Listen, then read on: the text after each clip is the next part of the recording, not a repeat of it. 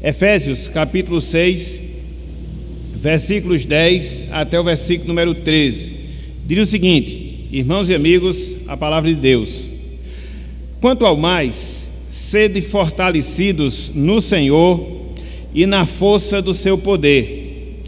Revesti-vos de toda a armadura de Deus, para poderdes ficar firmes contra as ciladas do diabo. Porque a nossa luta não é contra o sangue e a carne, e sim contra os principados e potestades, contra os dominadores deste mundo tenebroso, contra as forças espirituais do mal nas regiões celestes. Portanto, tomai toda a armadura de Deus, para que possais resistir no dia mau, e, depois de terdes vencido tudo, permanecer inabaláveis. Até aqui, até o versículo 13. Que o Senhor nos abençoe e que Ele aplique em nossos corações a sua santa e bendita palavra.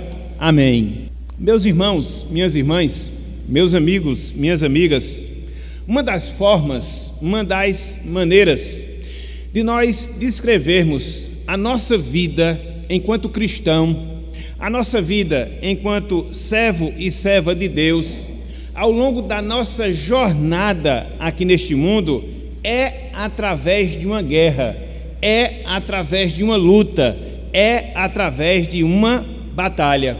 Talvez quando nós falemos assim, essa linguagem, vamos assim dizer, bélica, militar, nos traga uma certa repulsa.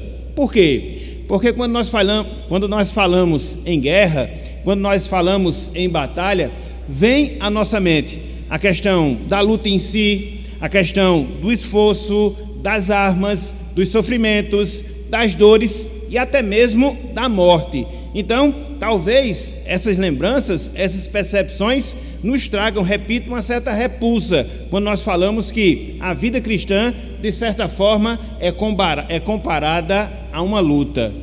Contudo, meus irmãos, meus amigos, essa é uma das figuras escolhidas pelo próprio Deus, escolhidas pelo próprio Senhor para apresentar a realidade que eu, você, todos nós que somos crentes vivemos ao longo da nossa vida, ao longo da nossa jornada aqui neste mundo, aqui nesta terra. Ou seja, a vida cristã como sendo uma batalha.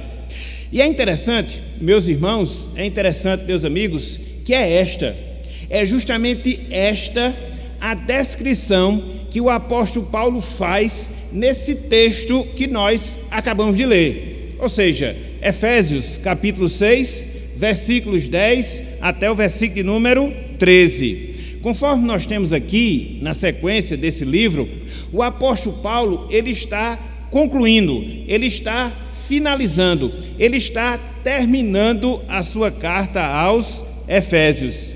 Então, depois de mostrar os benefícios que nós temos pelo fato de nós estarmos em Cristo Jesus, e Paulo falou disso no capítulo 1, quando nos disse que nós fomos predestinados para a salvação.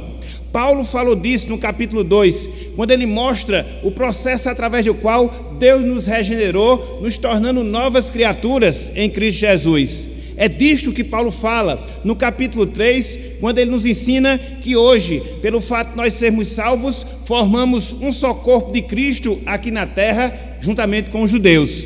E, após o apóstolo Paulo falar alguns compromissos que são realidade na nossa vida, uma vez que nós somos salvos, e ele falou acerca disso no capítulo 4, por exemplo, quando nos mostrou a necessidade da comunhão cristã, quando nos mostrou a necessidade do serviço cristão, quando nos mostrou a necessidade de nós vivermos uma vida de santidade, sobretudo na dependência do Espírito Santo, procurando-nos cada vez mais nos encher da sua pessoa e evidenciando esse enchimento, quer seja na nossa vida em casa, no lar, enquanto esposa, enquanto esposo, enquanto filhos, enquanto pais, quer seja na nossa vida secular, enquanto empregados, enquanto patrões, o apóstolo Paulo agora mostra que, diante desses privilégios, diante desses compromissos, agora nós temos uma realidade, uma luta a ser enfrentada, como consequência e resultado, repito, desses benefícios e desses compromissos em Cristo Jesus. É por isso, meus irmãos, é por isso, meus amigos, que esse trecho que nós temos aqui diante de nós, logo no seu início, no início do versículo 10, o apóstolo Paulo, ele inicia assim: quanto ao mais. Quanto ao mais. Em outras palavras, era como que o apóstolo Paulo estivesse dizendo: depois que vocês aprenderam tudo aquilo que vocês são em Cristo Jesus, depois que vocês aprenderam tudo aquilo que vocês devem fazer porque são de Cristo Jesus, agora vocês aprendam, agora vocês considerem que há um conflito, que há uma luta, que há uma batalha espiritual que lhes espera e que espera a cada um de nós que somos salvos e salvos em Cristo Jesus. Uma guerra, uma batalha espiritual. Esse tema, meus irmãos, esse tema, meus amigos, da batalha espiritual, de certa forma é um tema controvertido. E o que é esse tema em si? Diz respeito à luta, diz respeito à guerra, diz respeito ao conflito que é travado entre a igreja, povo de Deus aqui nesse mundo, com o mundo espiritual, com as forças espirituais do mal. Infelizmente, quando você trata sobre esse assunto, a batalha espiritual, você vai ver que existem determinados extremos equivocados que as pessoas desenvolvem e que acabam distorcendo completamente esse ensino. Por exemplo, por um lado você vai encontrar aquelas pessoas que desconsideram completamente a atuação do diabo, a atuação dos seus anjos em relação às nossas vidas. É um extremo dentro dessa situação. Por outro lado, há um segundo extremo, que é aquelas pessoas que dão uma ênfase, que é aquelas pessoas que dão uma atenção exagerada ao diabo, o vendo em todos os lugares, o vendo em todas as circunstâncias. Isso acaba também sendo um ponto de vista errado em relação a esse assunto. Por isso, meus irmãos, por isso, meus amigos, seguindo essa sequência aqui de Paulo na carta aos Efésios, eu queria trabalhar na noite de hoje o seguinte tema. Eu queria trabalhar na noite de hoje o seguinte assunto: a batalha espiritual. A batalha espiritual. E eu queria que nós considerássemos, melhor dizendo, a luta na qual nós estamos envolvidos dentro do plano espiritual, enquanto nós estamos vivendo neste mundo, enquanto nós estamos peregrinando aqui nesta terra. E aí eu queria destacar pelo menos 4 pontos na noite de hoje. Em primeiro lugar, eu queria que nós considerássemos o chamado para a batalha espiritual. Em segundo lugar, eu queria que nós considerássemos a capacitação para a batalha espiritual. Em terceiro lugar, eu queria que nós considerássemos os inimigos da nossa batalha espiritual. E por fim, eu queria que nós víssemos o propósito da nossa batalha espiritual.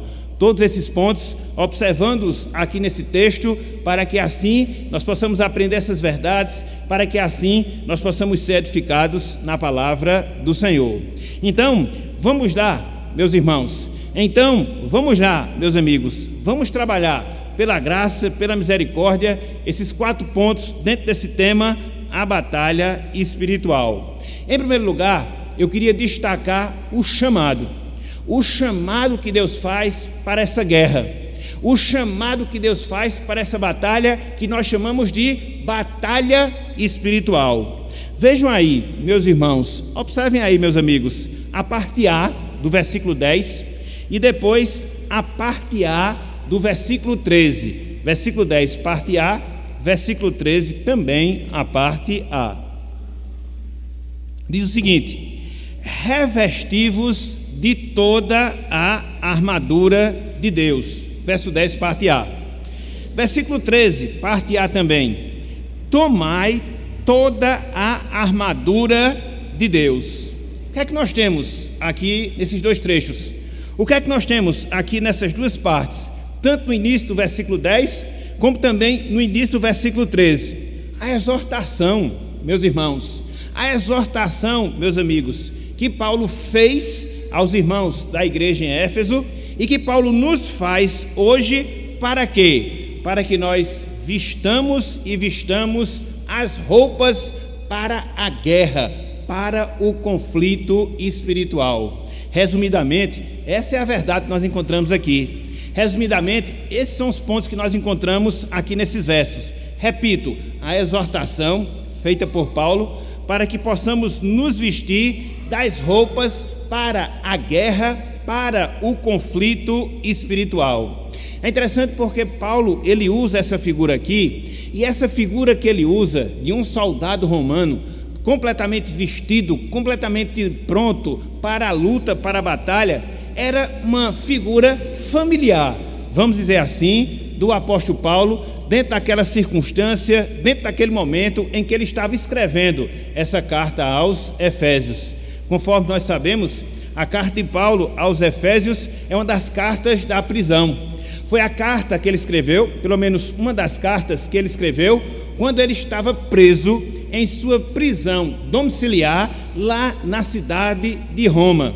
Tal condição fazia com que o apóstolo Paulo ficasse acorrentado 24 horas do dia com soldados romanos que tomavam conta, que guardavam o apóstolo Paulo. Então, ficou fácil essa figura, ficou fácil essa lembrança, porque era uma realidade que o apóstolo Paulo vivia. Ao escrever essa carta, muito provavelmente ele olhou para o seu lado e viu um soldado romano equipado, pronto para a guerra. E aí ele traz essa figura e faz essa exortação. Que exortação? Uma exortação que nós devemos nos aprontar, uma exortação que nós devemos nos equipar para uma luta. E conforme nós falamos, não qualquer luta, uma luta no campo espiritual, uma luta que exige de nós que nós possamos estar com todos os equipamentos, com todos os acessórios, para que assim nós possamos cumprir a missão que Deus ele requer de nós. É por isso que, tanto no versículo 13, é por isso que, tanto no versículo 10, Paulo fala que nós devemos nos vestir de toda a armadura de Deus. Então, o que nós aprendemos, meus irmãos, o que nós aprendemos, minhas irmãs, é que a nossa nova posição em Cristo nos alista. A nossa nova posição em Cristo nos convoca para uma luta, para uma guerra, para um conflito, para uma batalha. Por quê? Porque uma vez que nós somos de Cristo, uma vez que nós fomos chamados para a vida cristã, uma vez que nós estamos em comunhão com o Senhor, Deus nos chama para o campo de batalha, para que nós possamos travar uma luta contra o reino que nos dominava antes de Cristo nos salvar, antes de Cristo nos libertar, antes de Cristo nos redimir. Desse reino é o reino das trevas, que se levanta hoje contra o povo de Deus, que se levanta agora contra a igreja de Cristo, procurando destruí-la, procurando diminuir o seu trabalho, os seus efeitos, e é esta igreja a qual nós pertencemos. Por isso, meus irmãos, por isso, minhas irmãs, nós somos chamados para a guerra, nós somos chamados para o conflito. Não existe, meus irmãos, não existe, minhas irmãs, aquilo que nós chamamos de neutralidade espiritual. Não. Ou nós somos salvos e, consequentemente, devemos lutar contra o reino do mal, do qual Cristo ele nos salvou, ou não. Então, se a gente se omite de lutar essa luta, se a gente se omite de guerrear esse conflito, nós estamos agindo covardemente com Deus. Nós estamos agindo traiçoeiramente em relação aos nossos irmãos em Cristo, aos nossos irmãos no Senhor.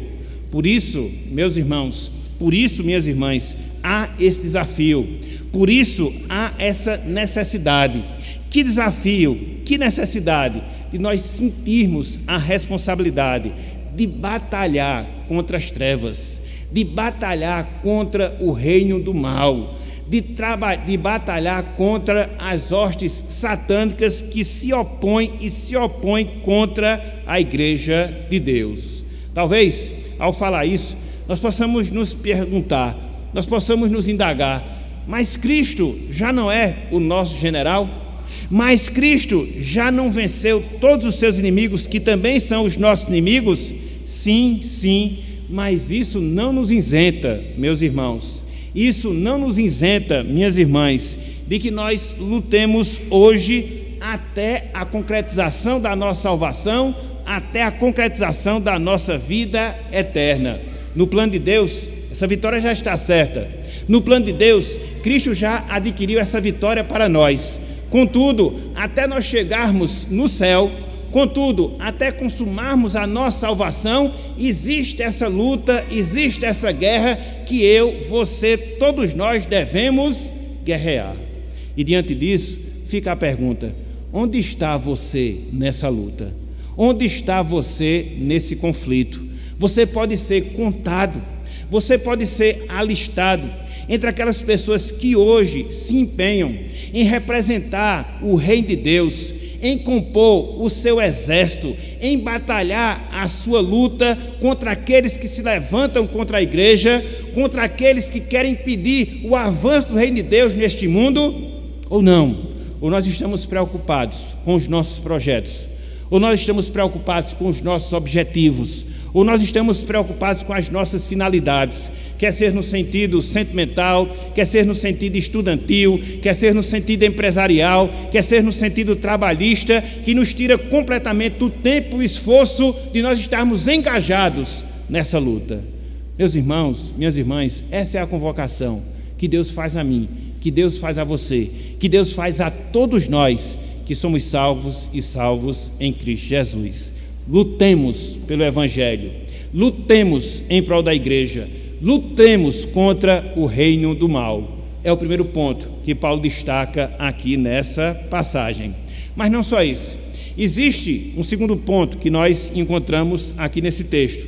Se de um lado nós acabamos de ver o chamado, a convocação para esta batalha que nós chamamos de batalha espiritual, em segundo lugar, eu queria que nós considerássemos os inimigos dessa batalha, os inimigos dessa batalha espiritual. Vejam aí, Efésios capítulo 6, versículo 12. Efésios capítulo 6, versículo 12. Diz o seguinte: porque a nossa luta não é contra o sangue e a carne, e sim contra os principados e potestades, contra os dominadores deste mundo tenebroso, contra as forças espirituais do mal nas regiões celestes. Aqui no versículo 12, Paulo ele está identificando quais são os inimigos que nós, enquanto crentes, devemos combater. Conforme nós temos aqui nesse verso, no versículo 12, Paulo ele mostra que esses inimigos, eles não são inimigos físicos, eles não são inimigos espirituais. É por isso que ele fala que a nossa luta não é contra o sangue, a nossa luta não é contra a carne, não, muito pelo contrário. Os nossos inimigos, meus irmãos, os nossos adversários, minhas irmãs, eles são essencialmente espirituais. Nós podemos inferir, a partir desse verso, que nós não lutamos contra pessoas aqui neste mundo, não, jamais. Até porque, veja, por exemplo, a situação do apóstolo Paulo. Ele estava preso por decreto do imperador Nero, mas em nenhum momento em que ele está aqui preso, em nenhum momento que ele está aqui na prisão, ele responsabiliza Nero em si ou cria um conflito com Nero. Não, a visão de Paulo é maior, a visão de Paulo é mais abrangente. Ele vê aquilo que agia por trás do imperador romano.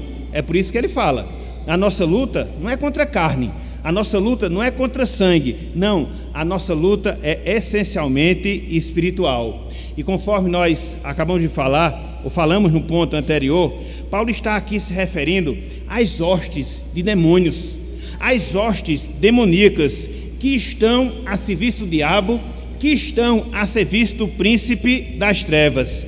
São seres angelicais, irmãos e amigos, caídos, que têm como fim destruir os crentes, que têm como fim barrar a missão da igreja, que têm como fim manter os incrédulos nas trevas.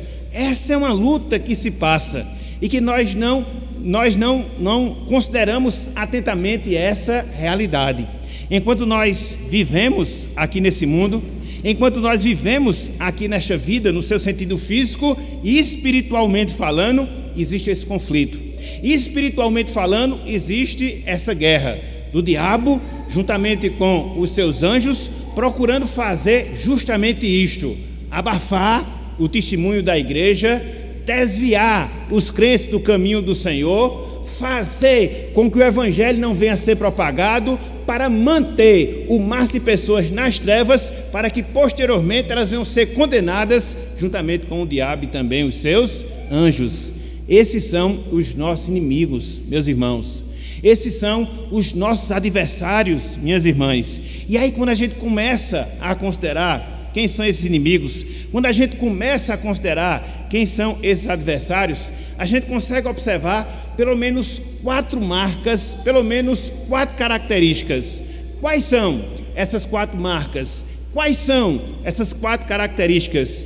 Em primeiro lugar, a nossa batalha apresenta inimigos que são invisíveis. A nossa batalha, ela apresenta, ou ela é feita com inimigos que são invisíveis. São seres, irmãos e irmãs, que não podem ser vistos a olhos nus, não. Porém, esses seres, eles veem tudo aquilo que a gente fala, eles veem tudo aquilo que a gente faz, até mesmo quando nós ocultamos do nosso próximo ou das pessoas. São seres invisíveis. Mas não só isso, são seres também malignos. Por quê? Conforme nós falamos, eles pretendem desencaminhar os salvos no caminho do Senhor. Eles pretendem enfraquecer o nosso testemunho junto à sociedade. Além disso, eles procuram manter sob o domínio das trevas as almas das pessoas que estão perdidas. É fato que nessas pessoas se cumpre aquilo que Cristo disse acerca do diabo, que veio para matar, que veio para roubar, que veio para destruir, e os nossos inimigos, eles são malignos, porque esses são os seus objetivos em relação ao mundo. Então veja, de um lado eles são invisíveis, por outro lado eles são malignos, mas não só isso. Em terceiro lugar, eles são ardilosos. Em terceiro lugar, eles são ardilosos. Ou seja, eles procuram, meus irmãos, eles procuram, minhas irmãs, identificar os nossos pontos fracos enquanto crentes em Cristo Jesus. Para quê? Para que eles venham ser assertivos em nossas tentações, para que assim eles possam nos desviar do caminho de Deus, do caminho do Senhor, para que eles possam nos derrubar, quer ser no sentido espiritual, quer ser no sentido moral, e eles usam de todas as artimanhas para que possam conseguir esse alvo, para que possam alcançar esse objetivo. É por isso que lá no versículo 11, Paulo fala das ciladas do diabo. A palavra ali, ciladas, é a palavra que na nossa língua nós traduzimos por métodos. Então, é assim que o diabo faz. É assim que os seus anjos, eles agem contra nós, procurando de maneira sistematizada, procurando de maneira organizada, meios, formas de nos destruir espiritualmente, nos analisando constantemente para nos fazer desviar do caminho de Deus, do caminho do Senhor. Por isso, nós falarmos que eles são ardilosos. Mas não só isso. Além de ardilosos, eles são também influentes, os nossos inimigos. Sim, eles atuam, meus irmãos, eles atuam, minhas irmãs, em todas as áreas da humanidade, quer seja na área política, quer seja na área educacional, quer seja na área cultural, quer seja na área religiosa, incutindo os valores que são contrários aos valores do reino de Deus. É por isso que a gente vê essa oposição do mundo contra a igreja, porque o mundo ele age estimulado pela influência de Satanás, sempre com aqueles valores, sempre com aqueles pensamentos, sempre com aqueles comportamentos que vão de encontro aos valores puros, santos, piedosos que nós encontramos no Evangelho. E aí eles influenciam para que assim, tanto na área política, como na área social, como na área cultural, como na área educacional, esses valores opostos ao Evangelho se levantem e se oponham à igreja. Então, vejam pelo menos essas 4 características. Os nossos inimigos, eles são espirituais. Os nossos inimigos, eles são malignos. Os nossos inimigos, eles são ardilosos. Os nossos inimigos, eles são influentes. Portanto, meus irmãos, minhas irmãs, perceba o perigo que nós corremos com esses inimigos. Perceba o perigo que nós corremos com esses inimigos. É fato, meus irmãos, é fato, minhas irmãs, que esses inimigos, eles não são deuses, por isso eles não devem ser temidos. Porém, nós devemos estar precavidos, atentando para a sua atuação contra nós, para que assim fechemos todas as brechas possíveis das nossas vidas, para que o diabo, os seus anjos, não prevaleçam contra nós. Foi aquilo que nós vimos hoje pela manhã. Foi por isso que nós falamos que o estudo de hoje de manhã, ele iria se encaixar direitinho com o sermão à noite. O diabo, ele usa do recurso da tentação. Ele nos analisa, ele nos prescruta, ele sabe quais são os nossos pontos falhos, para que invista nesses pontos e assim nos faça cair, e assim nos faça tropeçar, e assim nos faça pecar, para que assim o peso do testemunho venha a ser diminuído, para que assim nos desviemos da palavra, para que assim a igreja perca o seu vigor e a gente trave em termos de desenvolvimento da obra de Deus, da obra do Senhor. Então, esses, meus irmãos, minhas irmãs, são os nossos inimigos. Então, no primeiro momento, o que foi que nós vimos? O chamado. O chamado para quê? Para essa batalha espiritual. No segundo momento, o que foi que nós acabamos de ver? Os nossos inimigos, os inimigos da nossa batalha espiritual. Mas não só isso, há um terceiro ponto que eu queria aqui chamar a nossa atenção na noite de hoje, ou seja, a capacitação para a batalha. Essa batalha que nós estamos nos referindo como batalha espiritual. Vejam aí o que nós encontramos no versículo 10, Efésios capítulo 6, somente o versículo 10. Diz o seguinte: quanto ao mais, Paulo falou, sede fortalecidos no Senhor e na força do seu poder.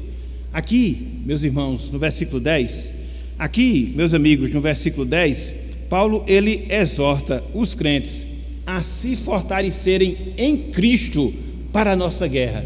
Conforme nós falamos, para a nossa guerra e guerra espiritual. Veja, conforme nós dissemos agora há pouco, a nossa batalha não é contra carne e sangue, não é uma batalha humana.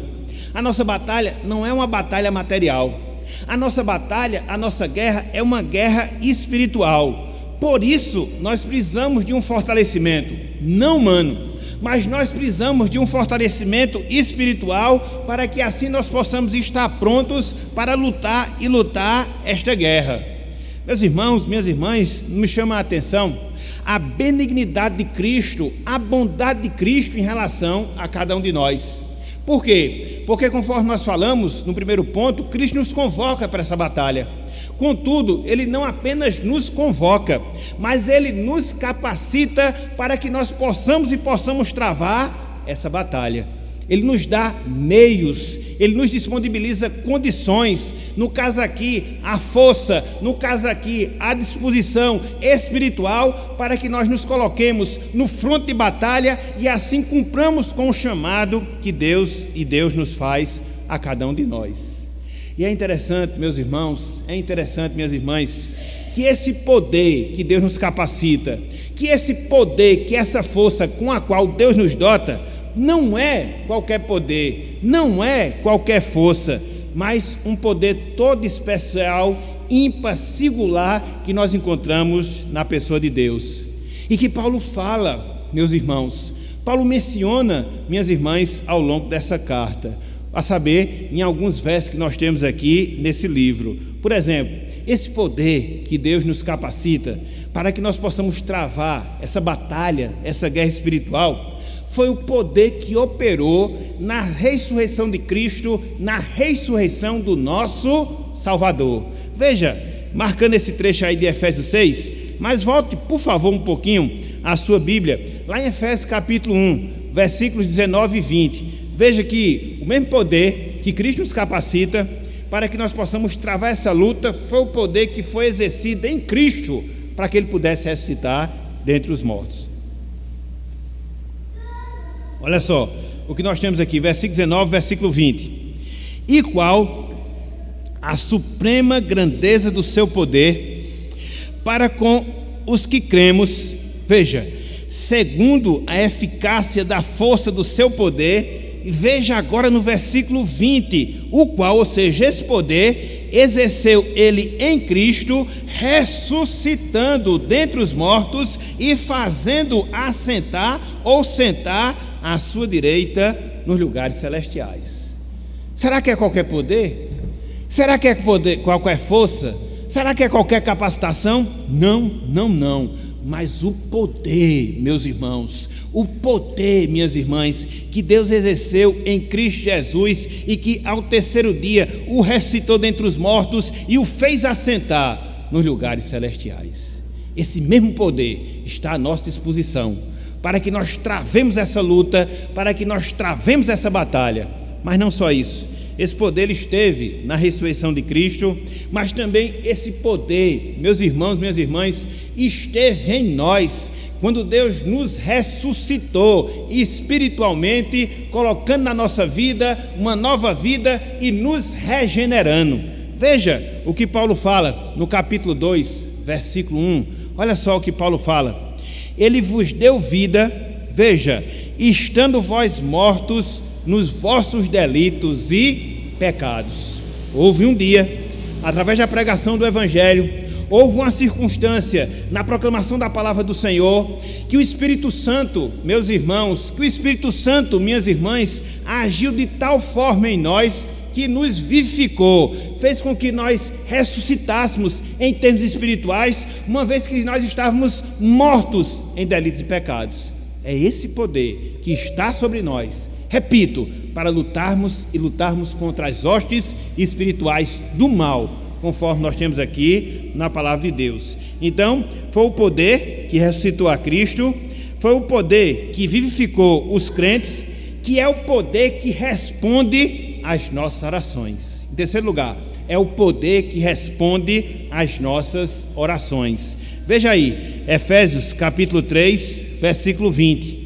Efésios capítulo 3, versículo 20. Olha só o que Paulo fala: ora, aquele que é poderoso, para quê? Para fazer infinitamente mais do que tudo quanto pedimos ou pensamos, veja, conforme o seu poder que opera em nós.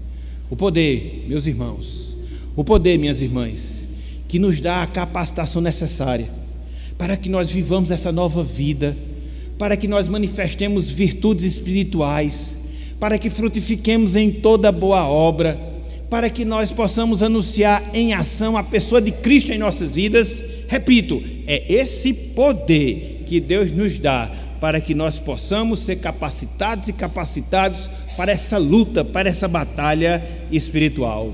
O que a gente aprende com tudo isso, meus irmãos, o que a gente aprende com tudo isso, minhas irmãs, é que Deus, Ele não nos deixou desamparados na nossa luta contra o diabo. Deus, Ele não nos deixou desamparados na nossa luta contra o diabo. Deus sabe, meus irmãos, Deus conhece, minhas irmãs, as artimanhas do diabo. Deus sabe o poder que ele exerce nas pessoas, e por causa disso, Ele nos capacitou com a força ímpar, para que assim nós possamos lutar e lutar contra todo o inferno que se levanta contra nós. E aí você pode perguntar: mas em que consiste esse poder? Simples: numa vida cheia do Espírito Santo, numa vida cheia de Deus, numa vida na plenitude do Espírito, que é alcançada através de uma vida de oração, que é alcançada através de uma vida de obediência à palavra, que é alcançada através da comunhão que nós temos com os demais crentes.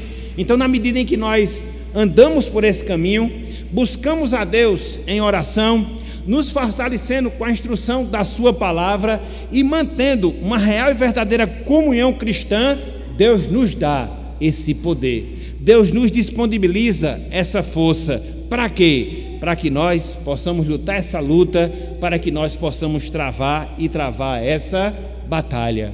Por isso, meus irmãos, por isso, minhas irmãs, busquemos esse poder, busquemos essa capacitação que Deus nos disponibiliza na pessoa de Jesus Cristo. É um poder divino, é um poder pessoal, que somente é desfrutado naquelas pessoas que mantêm comunhão com o Salvador. Ele é experimentado na nossa comunhão com Cristo, e Ele está disponível através dos meios de graça, para que assim nós possamos lutar, batalhar e com a graça de Deus vencer para a sua glória os nossos inimigos. Por isso, meus irmãos, busquemos esse poder. Por isso, tenhamos propósito na nossa vida, tenhamos objetivos espirituais. Muitas vezes a gente vive essa vida como se nós passássemos, ou que nós vamos passar o restante da nossa vida aqui neste mundo. Não. Conforme nós estamos dizendo, conforme nós estamos ensinando, existe uma batalha espiritual. E eu e você, todos nós devemos estar prontos. Deus não nos deixou desprovidos, não, muito pelo contrário. Ele nos capacita, Ele nos dá essa força, esse poder, mediante a oração, mediante a palavra, mediante a comunhão, e é responsabilidade, é obrigação nossa buscarmos esse poder, para que assim possamos estar prontos para a batalha. Então, veja, em terceiro lugar, a capacitação para a batalha. Nós já vimos o chamado para a batalha, nós já vimos os inimigos da batalha, acabamos de ver a capacitação para a batalha e, em quarto e último lugar, o propósito, a finalidade da batalha espiritual. O propósito, a finalidade da batalha espiritual. Veja aí, a parte B do versículo 10 e a parte B do versículo 13. Lembremos-nos que no primeiro ponto a gente viu a parte A do versículo 10 e a parte A do versículo 13. Agora a gente vai completar a parte B do versículo 10 e a parte B do versículo 13. Olha aí para a sua Bíblia e veja o que nos diz aqui a palavra do Senhor. Diz o seguinte: para poderdes ficar firmes contra as ciladas do diabo. Versículo 13, parte B. Para que possais resistir no dia mau, e depois de terdes vencido tudo, permanecer inabaláveis. Aqui Paulo nos ensina a finalidade da nossa luta. E qual o propósito dessa luta espiritual? Qual o propósito dessa batalha espiritual? Meus irmãos, minhas irmãs, produzir firmeza nos crentes, produzir firmeza nos servos e nas servas do Senhor. Essa expressão que nós temos aqui, tanto no versículo 10 como também no versículo 13, firmes, resistir, inabalável, tem a ver com a posição que se espera de um soldado na luta e na batalha. O que é que você espera de um soldado? O que você esperava de um soldado há 2000 anos é que ele estivesse firme, ele estivesse de pé, lutasse até prevalecer contra todos os seus inimigos e assim ser um vitorioso. É essa linguagem que Paulo aqui usa para explicar essa realidade espiritual que faz parte das nossas vidas. Então, em outras palavras, irmãos e irmãs, Deus ele deseja que nós lutemos, que nós batalhemos a fim de vencer os nossos inimigos e adquirir resistência espiritual ao longo da nossa jornada cristã. Se a gente fosse usar uma linguagem bem popular, a fim de engrossar o nosso couro enquanto nós estamos aqui na terra.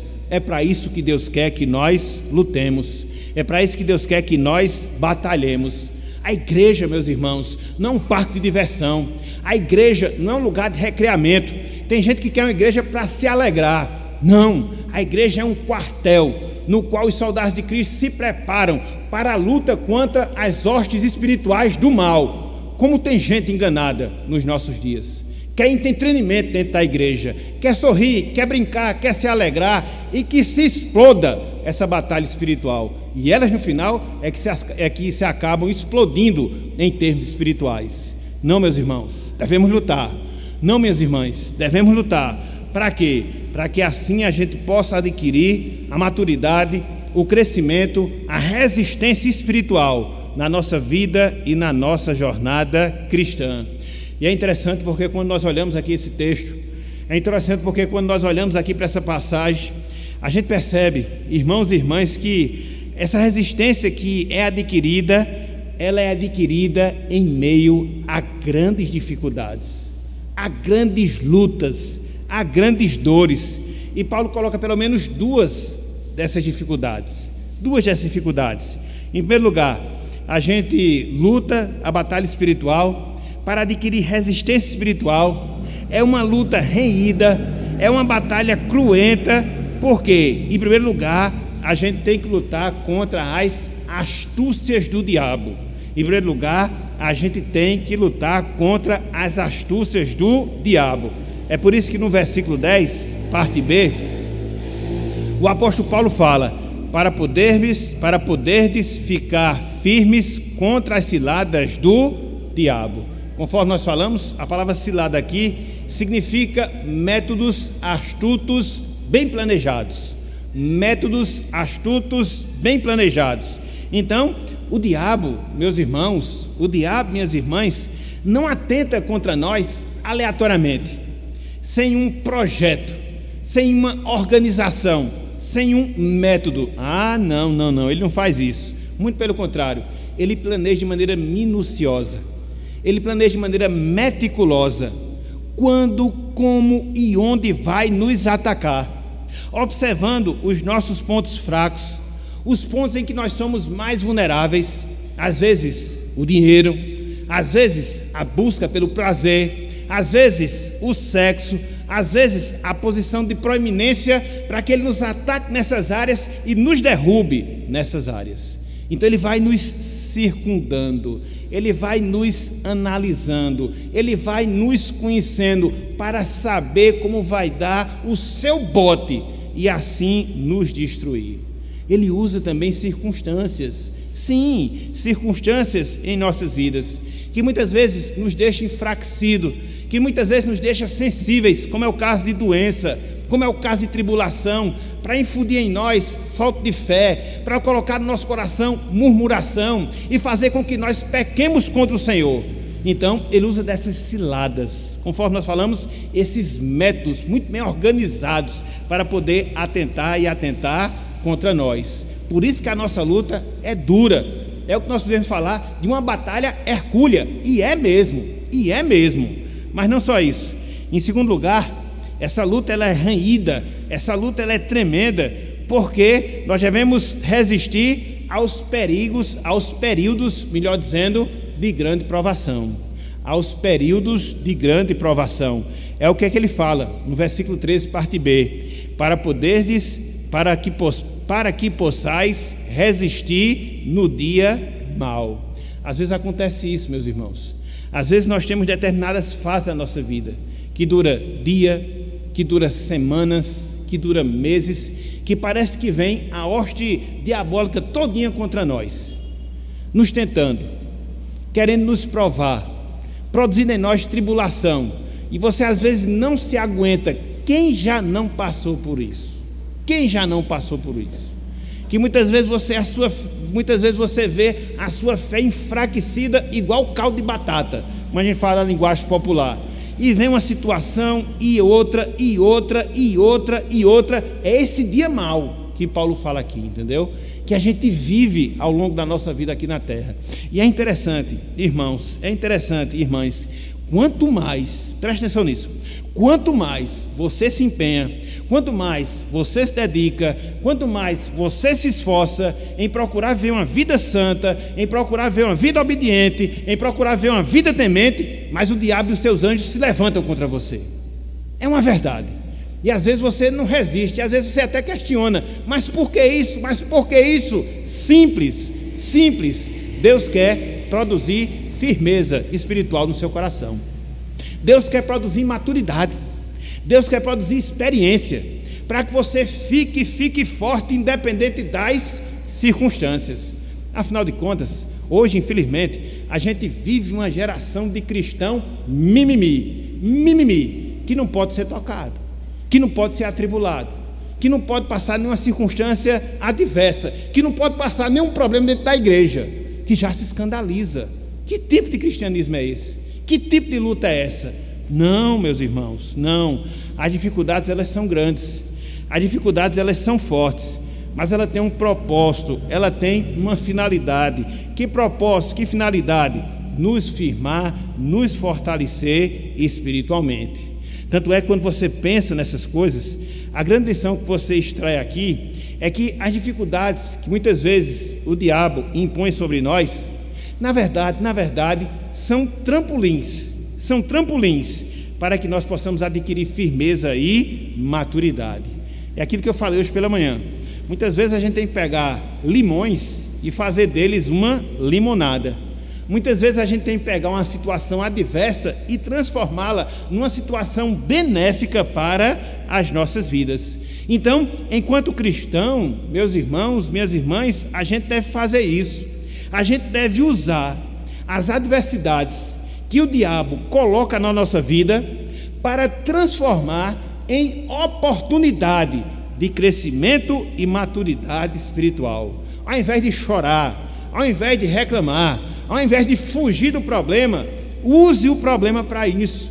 Reverta, transforme em uma oportunidade para que você possa aprofundar a sua comunhão com o Senhor, para que você possa crescer espiritualmente, para que você possa, através da adversidade, glorificar o santo nome do nosso Deus. Quer ser na sua casa, uma dificuldade com o seu familiar, quer ser no seu trabalho, com a dificuldade que se coloca ali, quer ser dentro do campo da igreja, enfim, faça do limão uma limonada. É assim, meus irmãos, que Deus ele vai aperfeiçoando, moldando o caráter de Cristo nas nossas vidas. Então, irmãos e irmãs, façamos isso, nos envolvamos na luta cristã, nessa batalha espiritual. Para quê? Para que nós possamos adquirir firmeza espiritual. Deus usa providencialmente as circunstâncias adversas, as situações problemáticas, as pessoas difíceis em nossas vidas, para fazer disso uma oportunidade de crescimento, de maturidade, de fortalecimento espiritual. Então, use todas essas coisas para o seu bem, use todas essas coisas para crescer em comunhão, use todas essas coisas para fortalecer a sua fé em Deus, a sua fé no Senhor. Então, hoje, o que foi que nós vimos? Nós vimos alguns pontos. Na verdade, a primeira parte deste sermão, que teve como título A Batalha Espiritual. E o que foi que nós consideramos hoje? O chamado para a batalha. O que foi que nós consideramos hoje? A capacitação para a batalha. O que foi que nós vimos hoje? Os inimigos da batalha. Por fim, o que foi que nós acabamos de ver? A finalidade da batalha. Mas nós não vamos parar por aqui. Na nossa próxima oportunidade, nós vamos ver as armas da batalha. Aí sim, o negócio vai pegar fogo, no sentido positivo em si. Nós vamos ver quais são os instrumentos, quais são os acessórios, seis, que Deus nos dá, efetivamente falando, para que a gente possa lutar essa batalha espiritual. Veja que Deus, ele nos capacita, veja que Deus, ele nos equipa com armas, para que assim a gente possa prevalecer contra os nossos inimigos. Então, não percam as próximas duas mensagens, finalizando essa carta de Efésios. Contudo, antes de acabar o nosso sermão, eu queria me dirigir especificamente para aquelas pessoas não salvas, para aquelas pessoas não redimidas, para aquelas pessoas não transformadas. Meu amigo, minha amiga, diante de tudo isso que nós observamos, diante de tudo isso que nós vimos, fica um desafio para você. Que desafio é? Clame por libertação espiritual e salvação. Clame por libertação espiritual e salvação. Não existe neutralidade no campo espiritual. Ou você está em Cristo, ou você está subjugado ao diabo. Me lembrei aqui de uma frase de Martinho Lutero. Martinho Lutero dizia que o homem era uma mula, um jumento. Ou ele está montado por Deus, ou ele estará montado pelo diabo, mas ninguém fica neutro. Lutero tinha essas frases assim bem abruptas. Então, não existe neutralidade espiritual. Então, por causa disso, o que é que você deve fazer? Por causa disso, qual deve ser o seu compromisso? Peça a Deus, através de Cristo, para que Deus lhe liberte dessa condição espiritual, para que Deus lhe tire essas amarras que lhe torna subjugado ao diabo, fazendo a sua vontade, fazendo os seus desejos, se submetendo aos seus caprichos, porque esse caminho, meu amigo, minha amiga, lhe levará inevitavelmente para a morte. E não só é a morte física, pior, lhe levará para a morte espiritual sem reversão, sem condição de mudança. Atente para as palavras de Jesus Cristo. Cristo, ele disse: se o Filho vos libertar, verdadeiramente sereis livres. Então, clame por essa graça, clame por essa misericórdia, porque hoje, meu amigo, hoje, minha amiga, é um dia de libertação para a glória do nosso Deus. Então, clame por essa graça, clame por essa misericórdia, clame por essa compaixão, para que Cristo, o vitorioso, lhe liberte, e assim você possa somar ao exército dos remidos para lutar contra as hostes espirituais do mal neste mundo tenebroso. Que Deus nos abençoe e que Ele aplique a sua santa palavra em nossos corações. Amém.